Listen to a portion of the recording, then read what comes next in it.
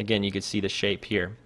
Now keep in mind also that all of the stuff that we learned in this comp, all these different temporal ways to go across the screen, can also be applied to each of these shapes, right? So if we wanted to use this and then go into the curve editor and make a really sharp speed graph, these are two different things going on at once. And now it will take this shape, but it'll also really speed across it in that kind of roller coaster snappy way, right? So, and now you can see, actually, if you look at the dots, there's a dot here, here, here, and here, and then they start to get really packed in close together, and now they're really, really close together. All right, this next one's really cool. This one is, let's check it out first.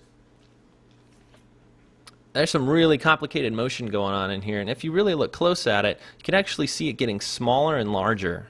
And that's because this one is actually activated in 3D. So not only can these curves be adjusted just in 2 dimensions, but in this one, we're actually going back away from the camera, and then we're flying up close to it, and then we're easing in here.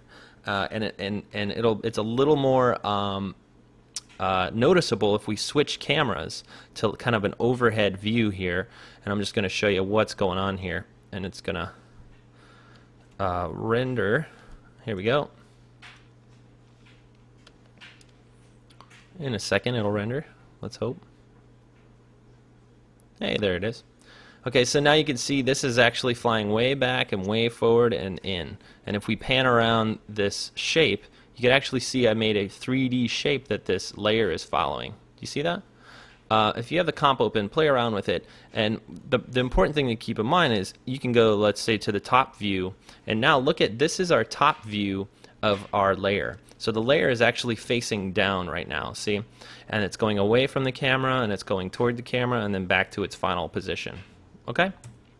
So play around with that one. That one's a little tough to show, but keep in mind that, again, this is in 3D, and we only have 2 keyframes identical to all these other ones, and it takes a new path.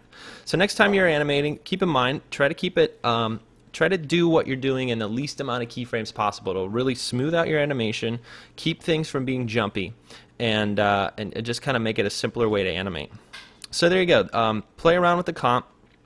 If you guys have questions, drop them in the comments, and I'll get to them for sure. I'm going to make another one of these maybe tonight or tomorrow about some of the pitfalls of keyframing, some little gotchas that happen when you're playing around in After Effects, and how to fix them. So again, you know, we're still kind of getting through the basics here. We're learning the kind of core